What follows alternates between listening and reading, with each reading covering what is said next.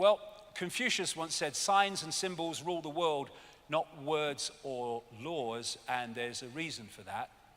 Because a symbol, like everything else, is just an information field carrying the information that it represents. Going to give you a number of examples as we go along here about this.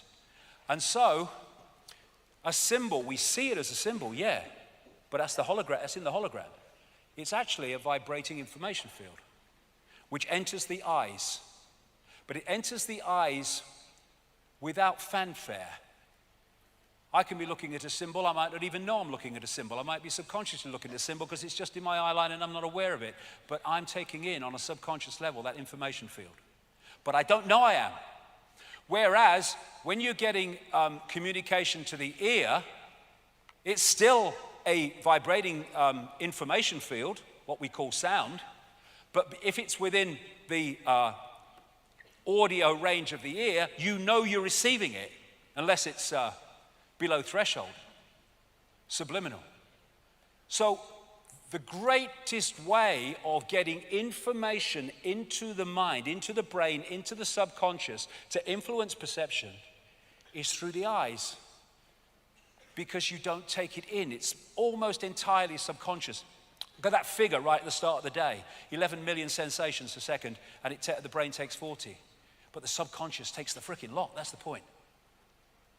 And so symbols, the information in symbols, is a gateway to the subconscious mind, which eventually filters through to the conscious mind and starts to influence actions. And when you focus on a symbol, you are, through entrainment, syncing your energetic field with what the symbol represents.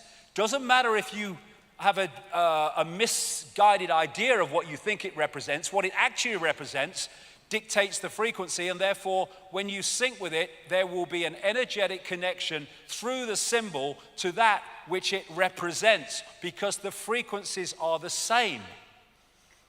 So when you're focused on that, that's taking you into a certain low vibrational frequency. I mean, like I said, a symbol of a religion. Energy flows where attention goes. So if you can get people involved in rituals or anything that involves symbols and you put their attention on it, you are connecting them energetically, frequency-wise, to that, what that represents. And, you know, sportsmen will say that when there's a big crowd and they're all on their side, willing them to win, they get energy from them. Why? Because the focus of the crowd on who they want to win makes an energetic connection with the person, and they start to feed more energy from the crowd.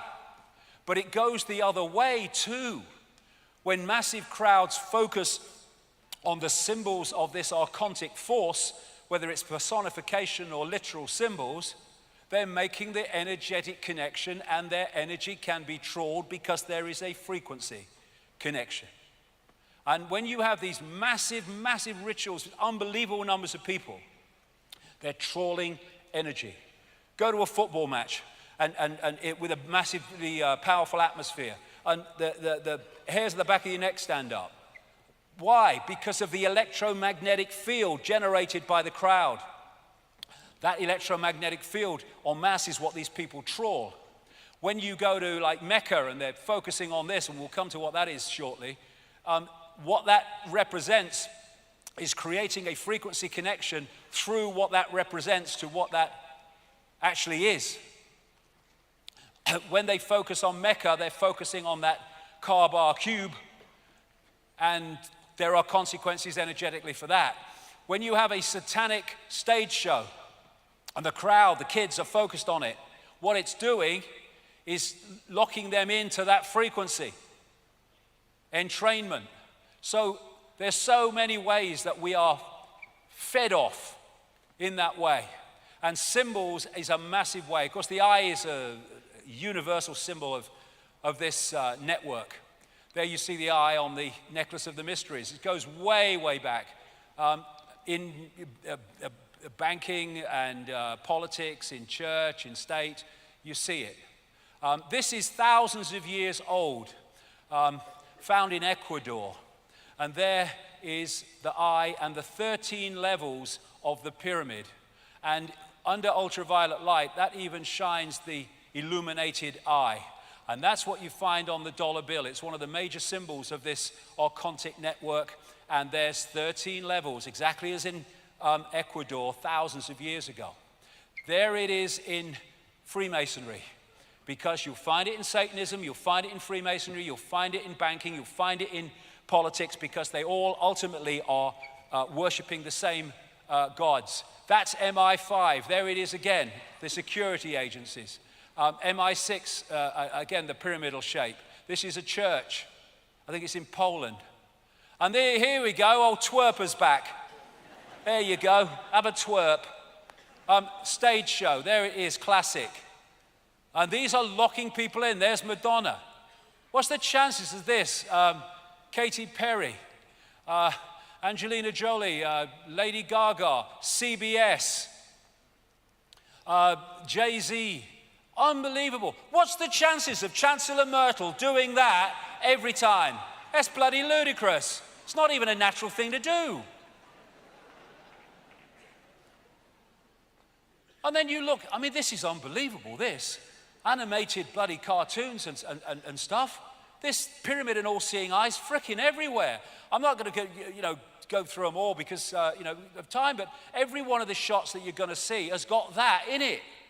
Look at them, all over the bloody place. And this is feeding something into the subconscious of those who watch, overwhelmingly kids. The programming starts subconsciously from the earliest age. The Olympics in 2012, the one-eyed man, the eye. Here you had the Monsters, Inc. The central character had a single eye, and the monsters were feeding off the energy of children. It was their sustenance. And then you have this is unbelievable again, the number of personalities who get photographed covering one frickin' eye up in some form. I mean, look at it. And there's hundreds more. And most of them won't know. Another great symbol of this archontic network in all its forms is the flame or the lighted torch. And what the Gnostic said was that the archons are made from luminous fire, the jinn were made from smokeless fire, according to the Islamic belief, and the archon phoenix, that all comes from this archontic symbolism, the phoenix rising from the ashes in fire. And according to Freemasonic historians, the phoenix morphed in terms of symbolism into the more acceptable eagle, and that's why you have eagles on so many flags and state logos. So all this is putting information into the subconscious mind to filter through to the conscious mind. So, in plain sight, Saturn. Saturn is, I would say, after my research over the years, is fundamental to understanding how this, quote, bad copy became our fake reality and continues to be so. First of all, Saturn was widely worshipped in the ancient world. Question, why would it be when we can hardly frickin' see it, never mind what the ancients could do? Well, there's a story about why. This, as we see it today, wasn't always like it was, and in geologically very recent times, it wasn't like this. People like Immanuel Velikovsky and others have studied over the years and written books, and they've been followed up by people like the Electric Universe researchers like David Tolbert and Thornhill in books more recently, as they have looked at the evidence that there was a catastrophic upheaval in the solar system in the relatively recent past, not yesterday afternoon, but the relatively recent past, which could well sync with when this bad copy fake reality was locked in. All over the world you have global destruction myths and catastrophe myths manifesting under names like Atlantis and Lemuria and Mu, but they are unbelievable in their common themes of how they describe what happened. And after this movement of planets, which was a massive disruption of the electromagnetic order, as I mentioned earlier, which meant the stability had gone, they ended up where we see them today. Now, this is a fantastic book. I almost can't get it now, and if you can, it costs a fortune. But it represents a magnificent piece of research by this man, David Tolbert, one of the people involved in the electric universe information. It's called the Saturn myth. And what he did was study the worship of Saturn all over the world, studied its symbolism, studied what they said about it, studied why they said they worshiped Saturn. And what came out was this, that Saturn, once upon a time, was anywhere but where it is now, and at the time it had no rings. Come to that as we go along. Actually, it was the dominant planet, I would say star, sun, in the Earth sky. And the way they describe it, it went around in an orbit in sync with Mars and Venus as it moved around. And that was the dominant light, the dominant sun, if you like, from Earth in the Golden Age. And I say that Saturn is a dwarf star, which is not a great, amazing thing because there's so many dwarf stars out there, they say now, it's unbelievable. And what they said in the early astronomical traditions is that Saturn was the primeval sun. That's how they described it. And Plato referred to Saturn as Helios, the sun god. Not our sun that we see today, the Saturn sun, referred to as Helios. Now, we take Helios to mean our sun, because it's the sun god. I say that's a mistake. Actually, they were talking about Saturn. And Diodorus of Sicily, an ancient historian, reported that the Chaldeans in the same area, Sumer, Babylon, now Iraq, called Saturn by the name Helios and said that this was because Saturn was, quote, the most conspicuous of the planets, which fits exactly with Tolbert's research across and I tell you, it's across the global cultures. The creator of modern Christianity worshipped Sol Invictus, the unconquered sun. Sol, it turns out, was another name that was used for Saturn and not the sun we think we see today. So when you start to let it kind of filter through, that at least most of the ancient sun gods were referring to the Saturn sun, not the sun we see today. That would make Heliopolis, famous city of the sun in ancient Egypt, as the city of Saturn, with the obelisks, the pillars outside the temple in Heliopolis. And that relates so closely to Solomon's temple, the mythical Solomon's temple. Every syllable of Solomon means the sun. Question now is which sun?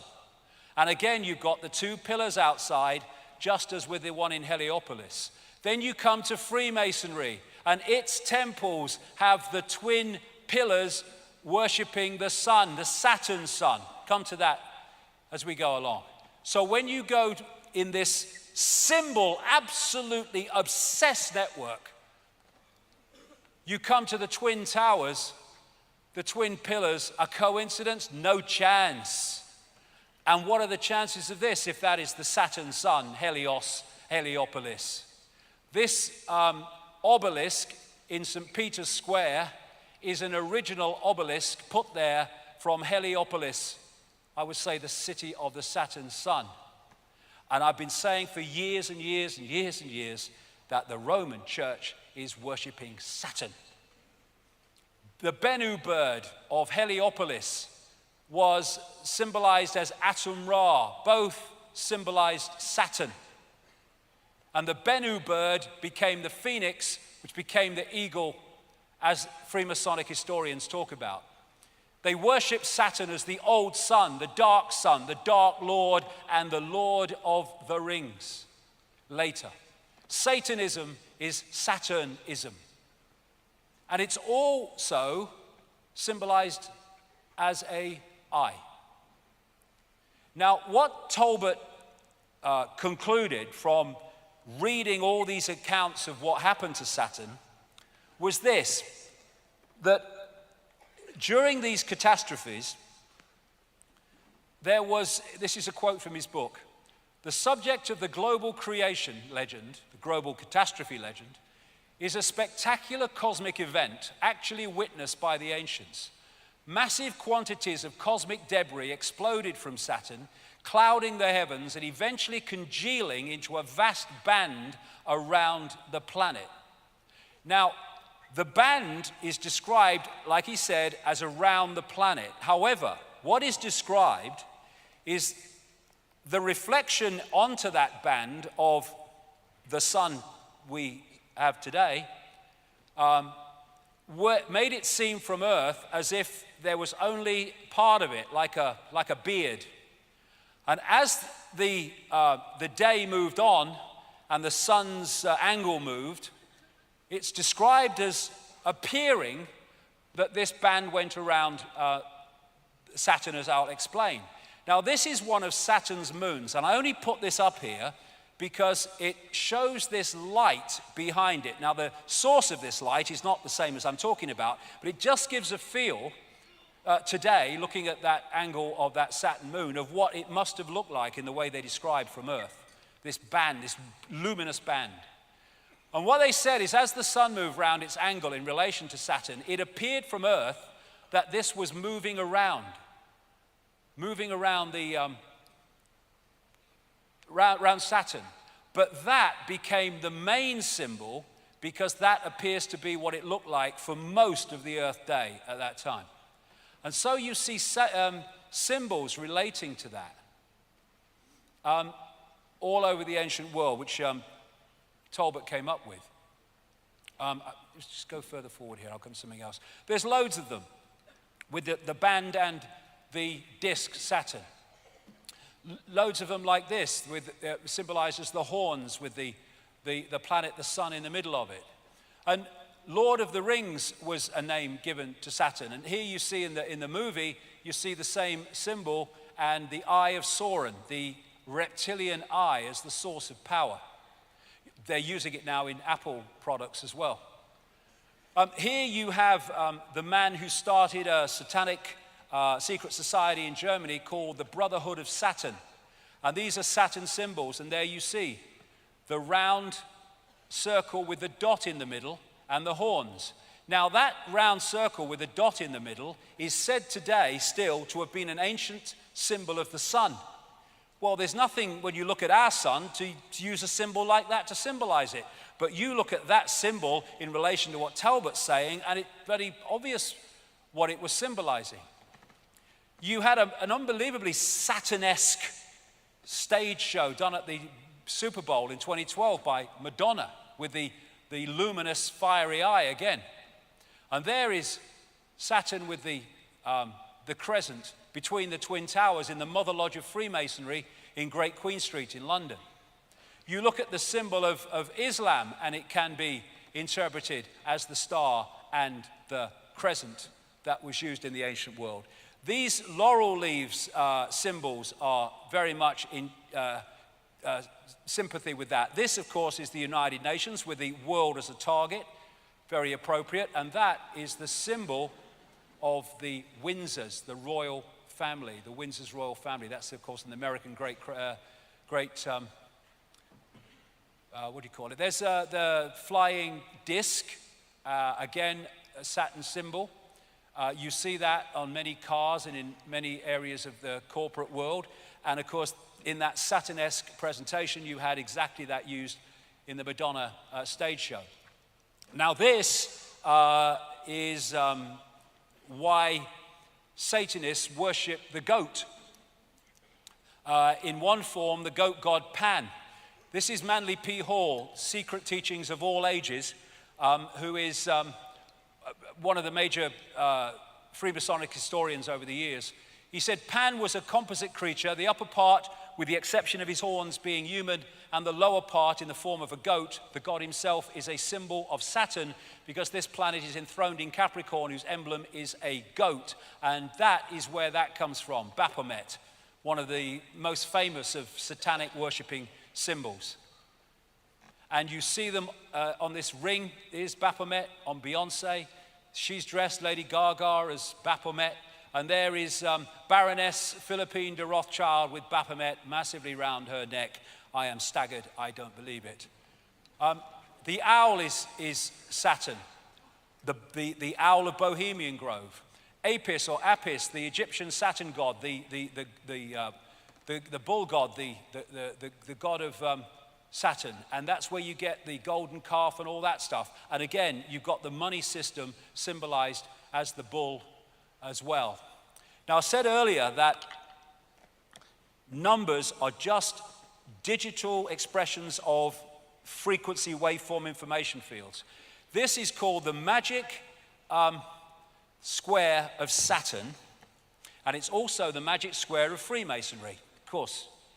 And why it's magic is whatever way you go and you add those numbers up, they come to 15. Don't matter which way you go. Now, in numerology, you add the numbers until you get a single number. So 15 in numerology is 666. 666. And that represents the energy frequency of Saturn, which I'll come to. Now, this is the sigil of Saturn, and they get it by drawing between the squares of the magic square from 1 to 2, 2 to 3, 3 to 4. And that's how they get that. Now, if you turn that up on its side, you get that, which is what that is. The most obvious symbol of Freemasonry, because they're worshipping Saturn, which is an expression of this archontic fake reality. That is the symbol of Balmoral, the Scottish home of the royal family. Exactly the same, the sigil of Saturn. This is an ancient symbol of Saturn, the six-pointed star, the Star of David. It's not, they just hijacked that. It's a symbol of Saturn going way, way back. And this is where the name Rothschild came from. They had a red version of the six-pointed star on their house in Frankfurt, where the Rothschild dynasty came out of. And in German, red shield is Rothschild. The very name Rothschild comes from a symbol of Saturn. And they then took it and put it on their fiefdom of Israel. Saturn. Same with many law enforcement symbols. There it is as an ancient depiction of Saturn, six-pointed star and the moons. There's the six-pointed star on this necklace of the mysteries. And here it is again. And all of these are from Asia.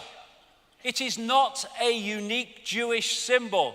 The Rothschilds took it as a symbol of Saturn and put it as a Jewish symbol. No one is more manipulated by the Rothschilds than the Jewish people of the world. No one.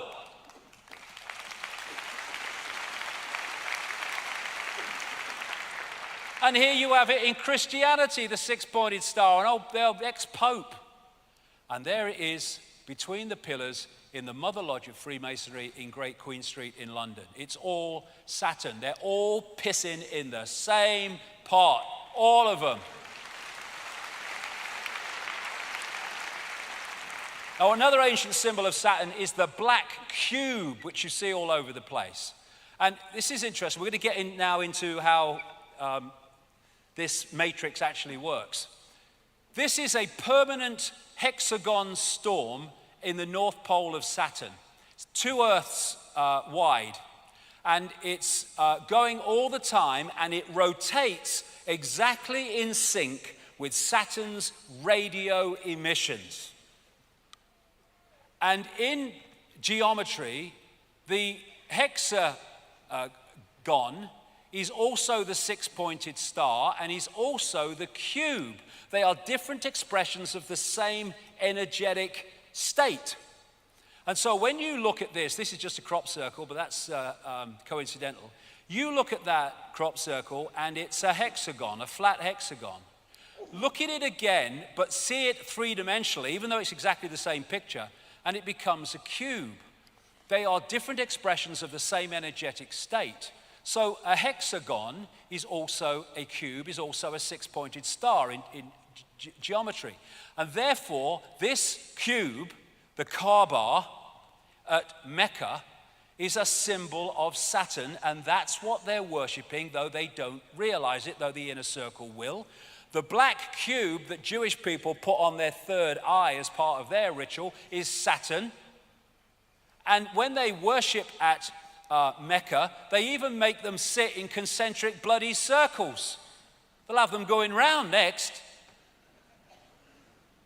And so when they are doing their circling of that symbol of Saturn, that which is that frequency can feed off it. This is the symbol of Saturn in terms of astrology. And this is the symbol of the Soviet Union, which was created by the Rothschilds. The symbol of Saturn, the hammer and the sickle. Sickle become relevant shortly. In fact, now. This is the ancient Greek god of Saturn called Kronos, the bearded man, holding the scythe.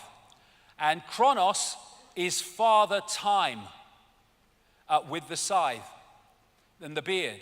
Chronos, chronology, time. It's where it comes from. It's going somewhere. Saturn is the god of space and time, so it is said. Crown comes from Kronos, the god of Saturn in ancient Greece. The Grim Reaper is Saturn with the scythe, the death cult, exactly. Then you've got El and the Elohim. El is the Jewish god or the Hebrew god of Saturn. I would say El and the Elohim in the biblical realm is Demiurge and the archons. And you have archangels, Michael, Gabriel. The El goes all over the place. We have elections where the pawns are elected to serve the elite. We have Israel. And that is the symbol of El, the black cube. It's Saturn. The black sun, the dark lord, the demiurge, Saturn, Kronos, Satan, they're all different ways of saying the same thing. Then you have the bearded man. The god is always kind of symbolized with a beard. Where does that come from? Well, it comes from Kronos, the bearded man who is the god of Saturn. You see beards in religions all over the flipping place. And the beard comes from this symbolism of Saturn with the luminous crescent. And so we come to probably the most famous bearded man, the Saturn pattern. Well, hello from Rome. This guy comes from Rome and the worship of Saturn. This is Fritz Springmeier, a very accomplished researcher into all this. Saturn is an important key to understanding the long heritage this conspiracy has back to antiquity. The city of Rome was originally known as Saturnia, or the city of Saturn. The Roman Catholic Church retains much of the Saturn worship, hence Heliopolis obelisk, in its ritual. Saturn also relates to Lucifer in various occult dictionaries. Saturn is associated with evil. And Saturnalia, the 5th century Roman writer Theodosius said that Saturnalia, which was in Rome running up to our Christmas, was to mark the time when Saturn suddenly disappeared, which fits with that catastrophe story that Talbot talks about. So Saturnalia, that is the ruins of the temple of Saturn in Rome today, is actually Christmas. They decorated trees, they gave presents to each other, they used holly, same thing. And Santa is an anagram of Satan, Saturnalia, it's Kronos, the Saturn god. Now the bearded man is often used for Saturn. This is William Blake, who was a very deep thinker and knew a lot of inside information. And he painted this picture in 1794 called Ancient of Days. Ancient of Days is one of the phrases used in the Bible to describe God. And he depicts him as the architect. This is on the GE building in Rockefeller Plaza in New York. Again, the Ancient of Days, which I say is the demiurge Saturn, the architect. Freemasons call their God the great architect of the universe. The demiurge was called by the Gnostics the great architect of the universe. And in the Matrix, we had the architect creating the fake reality, the bearded man. And when you look at Saturn, the control system, it fits all the boxes of the society we live in. The religions, secret societies, and Satanism are worshipping Saturn. Astrologically, in other words, energetically, banking is astrologically ruled by Saturn. Politics and the institutions of state of all levels astrologically ruled by Saturn. Corporations astrologically ruled by Saturn. Law in the court system astrologically ruled by Saturn. Science astrologically ruled by Saturn. And it's amazing that the left side of the brain and the traits of it, and the Saturnian traits and the reptilian brain traits are remarkably the same. So all these different parts of the human institutions of society are Saturn's little helpers. The vast majority not knowing, the inner circle absolutely knowing. All this court symbolism and religious symbolism and the headgear in education, it's all Saturn. And you see it endlessly in corporate logos. Now, Jordan Maxwell has been talking about Saturn symbolism being all over society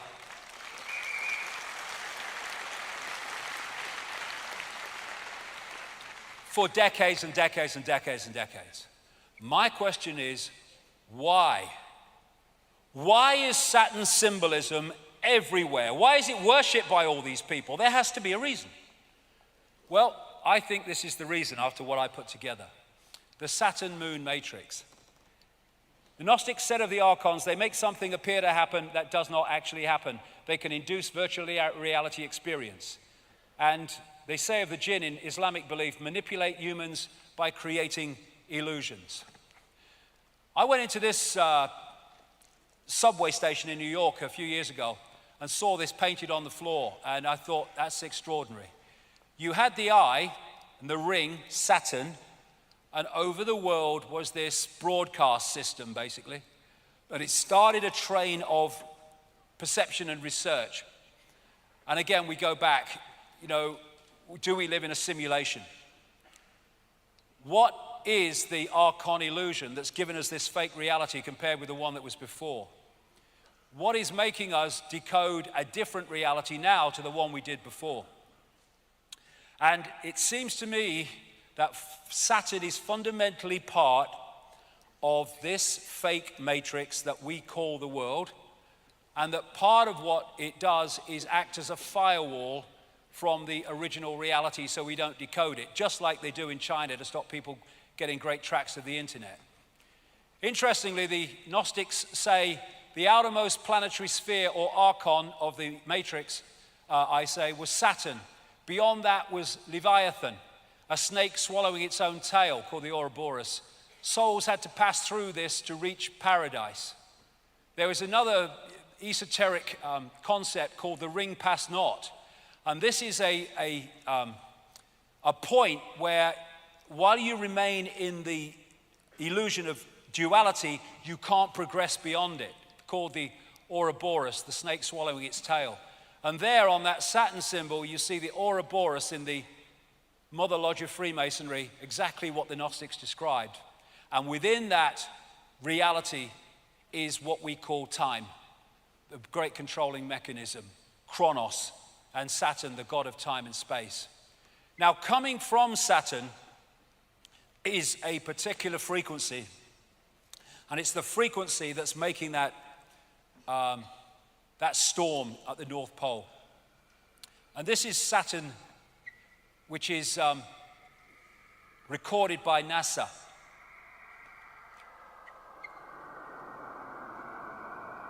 Nice, man. And what the Saturn rings are they're made of sound.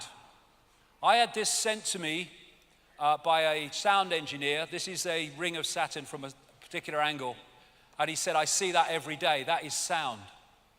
And there's a thing called cymatics, which is creating patterns purely by sound, where they put kind of particles on a metal plate, and then they play sound across, and the sound, which is an information source, makes the patterns move into a certain sequence. And as the sound changes, the pattern, the sequence, the symbol changes. And it seems the higher the frequency, the more complex the patterns. So sound is a vehicle for delivering information that creates form. And this is a cymatic symbol, the six-pointed star, created purely by a particular sound. And that's what that is, and that's why it rotates exactly with the radio frequencies of Saturn. This is a standing sound wave, and it's an eye storm at the south pole of Saturn, which is permanently going round, and will do so while the sound coming from Saturn is that sound and that frequency. There's a standing wave, looks like an eye, done in a studio. This is the standing wave of rings done in a studio, just like Saturn. It's all sound. Now, these symbols here, I got off the internet, and what it is, they're playing through really fast. You can't see what the symbols are, but when you freeze frame them, what they are, they're reacting to sound. And when you freeze frame them, suddenly you see the symbols that are appearing very fast, but you can't see with the naked eye. There's a six-pointed star in one of them. There's a hexagon. And so a symbol is an expression of a sound, and a sound is an expression of a symbol. So all these symbols and this magic square numerologically of the magic square of Saturn are all representations of the frequency of Saturn, and when they interact with our subconscious, they're locking us into the frequency of Saturn from all over the place. A sound wave creates a symbol, and a symbol generates a sound wave, although we won't be able to hear it in our range. So when you see these artistic patterns in churches and stuff, we see them as patterns, but they're actually a representation of sound frequency. So on an inaudible level, they're giving it off.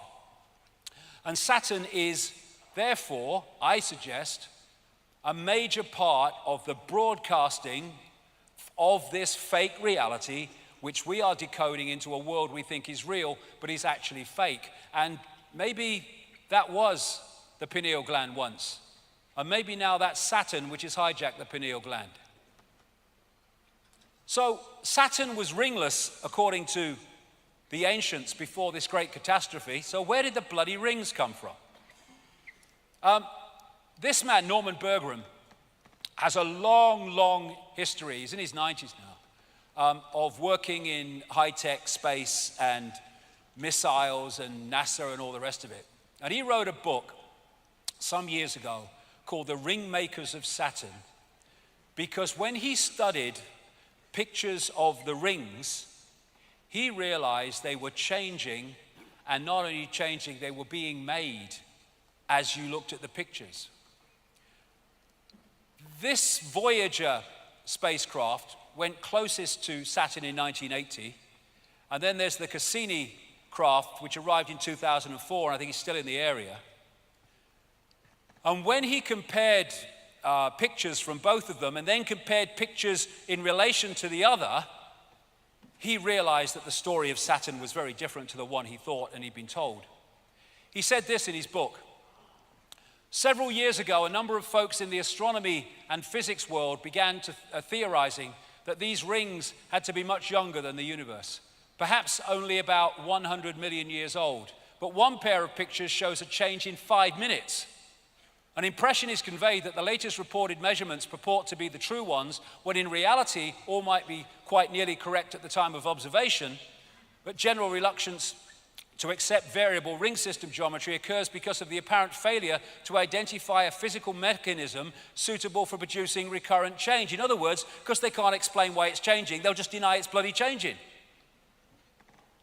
And on the pictures, and NASA has these pictures, he saw these, what he calls electromagnetic vehicles. And these are thousands of miles long, some of them. And if anyone thinks that's fantastic, that's the Earth in relation to Saturn. We're not talking about the same relationship to size. And there's loads of them on these pictures. These electromagnetic vehicles, he calls them, all over the place. Here's one pictured next to the rings by the Hubble telescope. Here's a few NASA pictures showing one of them apparently moving. You put the pictures together. Why have we never heard of these except through Norman Berggren?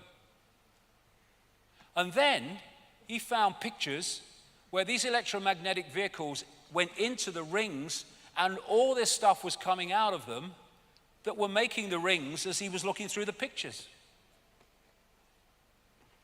They're not natural. They say the water ice and stuff is in the rings. I reckon you'll probably find that there's a certain crystal in the rings that is generating the frequency. And this is from just a couple of weeks ago. The mysteries of Saturn's expanding F ring. Saturn's most distant ring is twice as bright and 3 times as wide as it was during the Voyager flybys in 1980 and 81. The great mystery of Saturn's rings, how they formed, why are they like that, we don't know. Well, maybe we do. There's this massive ring that was found in 2009, about 3.7 million miles out from Saturn, but around Saturn. Get 1 billion Earths in it. And I'm suggesting that actually that broadcast comes across to us. The Saturn matrix is a band of frequency which we are tuned to, and we think it's real. It's a virtual reality as described by the Gnostics. Now, I'm going to move on quickly because we want to run out of time, but the moon, as I've said before, is fundamentally involved in this. I read this book, Who Built the Moon? The evidence for the fact the moon is not a natural body is fantastic. And interestingly, what the book found was the relationship in terms of mathematics and all the rest of it of the Earth, the moon, and the sun is completely different to anything else in the solar system. And what the Gnostics said was the archons created the rest of the solar system but did not create this. The maths involved in the Earth, Moon, Sun system is nothing less than staggering. They've been put together with the accuracy of the proverbial Swiss watchmaker, the book said. That's why the moon is about the same size as the sun, almost exactly at the time of an eclipse. And the moon is perfectly placed, said this BBC documentary, to sustain life, but that's pure luck, a cosmic coincidence. I don't think it is. We never see the other side of the moon. We only see one side of it. And they say in the book, the moon is bigger than it should be, apparently older than it should be, and much lighter in mass than it should be.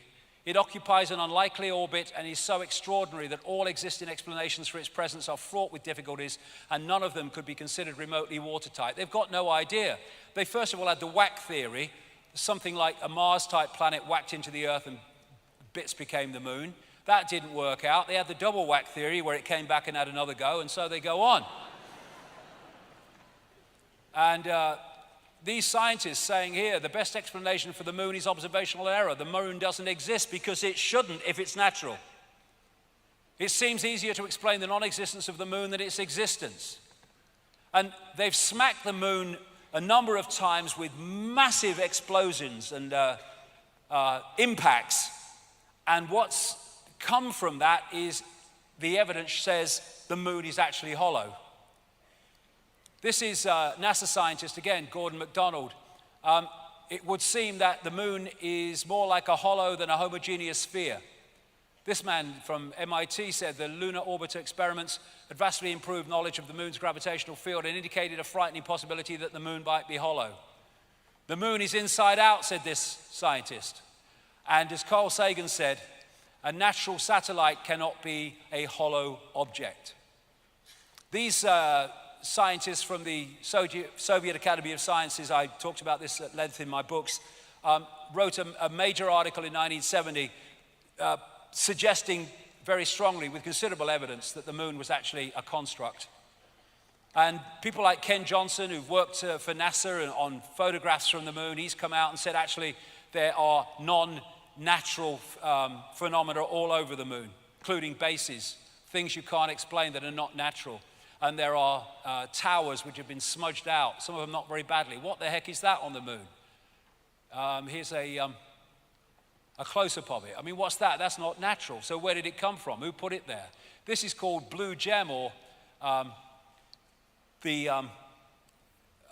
blue circle, which it kind of shines electric blue.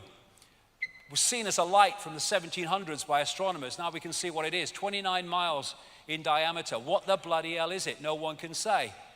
And in so many ways, the moon appears to be something akin to the Death Star moon in the Star Wars films, and indeed 2 moons of Saturn look remarkably like the Death Star moon.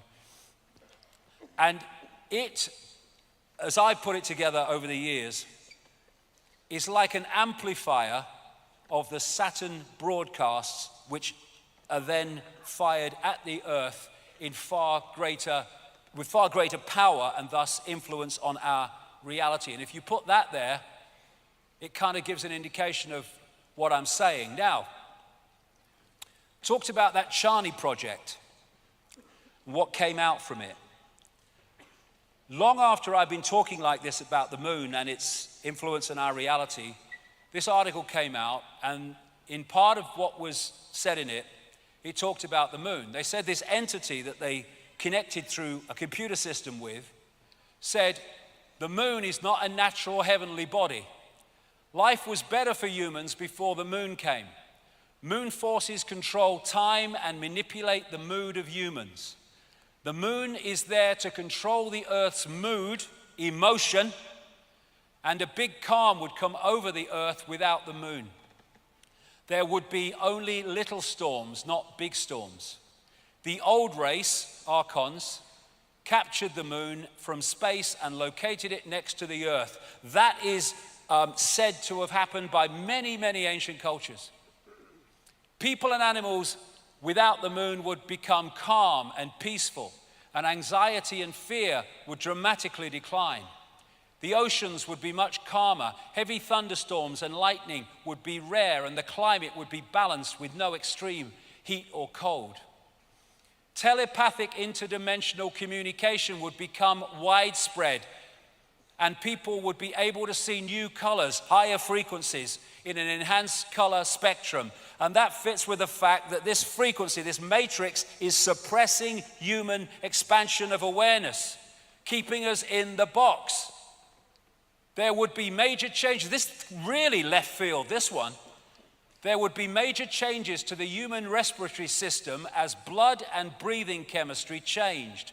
Those born after the moon's demise would be able to hold their breath underwater for hours at a time. The Saturn-Moon matrix. That's the reality we think is the world, the one that is locking us in to this round and round and round free society. Go to work, work, buy, consume, die. Work, buy, consume, die. That's the matrix that's playing us.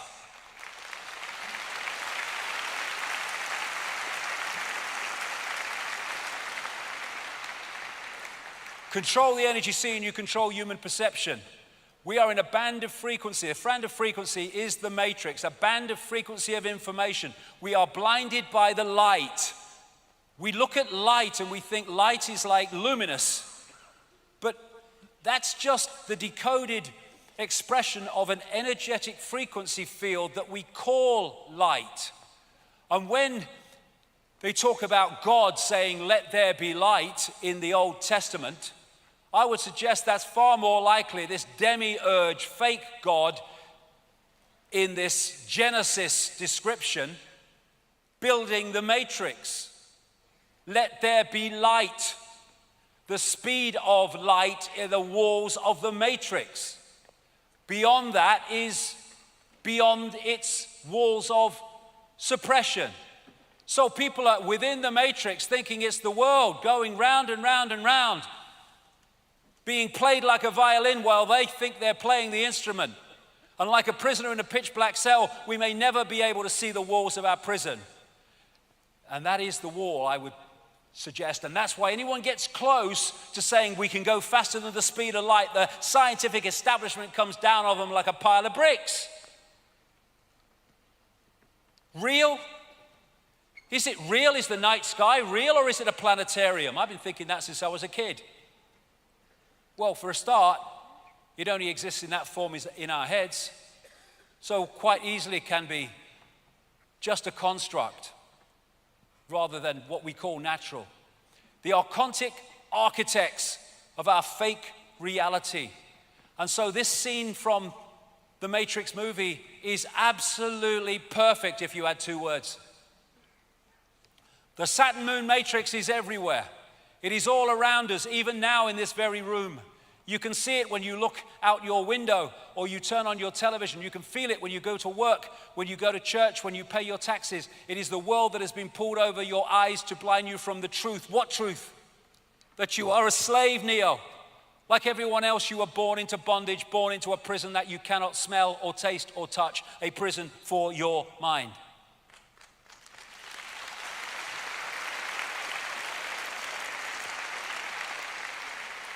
Human world, no, it's the Archon world, and they're trying to make it more and more the Archon world, which is why the world is changing in its image. And I came across these books of Carlos Castaneda long after I was into all this stuff, and I fell off my bloody chair nearly when I read some of it. They're based on the words of a Central American shaman called Don Juan Matus. And this is what he said. We have a predator that came from the depths of the cosmos and took over the rule of our lives. Human beings are its prisoners. The predator is our Lord and Master. It has rendered us docile, helpless. If we want to protest, it suppresses our protest. If we want to act independently, it demands that we do not do so. Indeed, we are its prisoner. They took over us because we are food to them, yes, low vibrational emotional energy. And they squeeze us mercilessly because we are their sustenance. Just as we rear chickens in coops, the predators rear us in human coops, human eros. Therefore, their food is always available to them, especially if there's lots of wars. Think for a moment and tell me how you would explain the contradictions between the intelligence of man the engineer and the stupidity of his systems of belief, or the stupidity of his contradictory behavior. Sorcerers believe that the predators have given us our systems of beliefs, yes, our ideas of good and evil, yes. Our social mores, they are the ones who have set up our dreams of success or failure. They have given us covetousness, greed, and cowardice. It is the predator who makes us complacent, routinary, and egomaniacal. In order to keep us obedient and meek and weak, the predators have engaged themselves in a stupendous maneuver. Stupendous, of course, from the point of view of a fighting strategist, a horrendous maneuver from the point of those who suffer it. They gave us their mind. The predator's mind is baroque, contradictory, morose, filled with the fear of being discovered any minute now. They gave us their mind because they gave us their frequency, and we are decoding their frequency and thus becoming part of their hive mind. The hive mind, the Archons, the reptilians, and the Borg in Star Trek, classic representation of the Archons. All of these different groups are said to operate with a hive mind, a hive mentality. And we've been connected to it. The Borgs, they were like transhumanist type figures, exactly really in the cyborg way that the Archons are described. And the Borg used to fly around in black, dark cubes. Why do humans blindly follow rules? Because they blindly follow the matrix. Don Matter said, I know that even now, even though you have never suffered hunger, you have food anxiety, which is none other than the anxiety of the predator who fears that any moment now its maneuver is going to be uncovered and food is going to be denied. Though through the mind, which is after all their mind, the predators inject into the lives of human beings whatever is convenient for them, and they ensure in this manner a degree of security to act as a buffer against their fear. Sorcerers of ancient Mexico reasoned that man must have been a complete being at one point, with stupendous insights, avatar society, feats of awareness that are mythological legends nowadays. And then everything seems to disappear and we have now a sedated man. What I'm saying is that we have against us is not a simple predator. It is very smart and organized. It follows a methodical system to render us useless. Man, the magical being that he's destined to be, is no longer magical. He is an average piece of meat. There are no more dreams for man than the dreams of an animal who is being raised to be a piece of meat, trite, conventional, imbecilic. And what they've done, because of our superior creative potential and expansion of consciousness potential, they have, although they are inferior to that in terms of potential because they are a distortion, they have reduced our, or that of the vast majority of humanity, to a lower level of awareness than they have. And thus, this fits the situation perfectly. In the kingdom of the blind, the one-eyed man is king. We are the blind. The archons are the one-eyed king. But when we become the two-eyed, third-eyed, true consciousness that we are, game fricking over.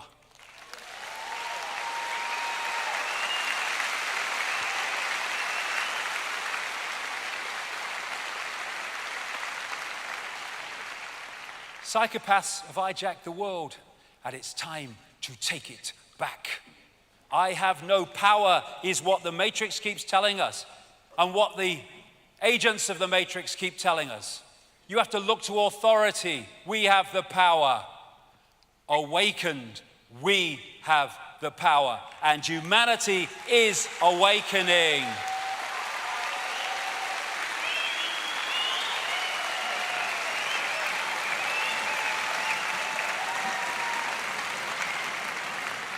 And like I said right at the start, understanding the problem is to understand the solution. And we're starting to understand the problem.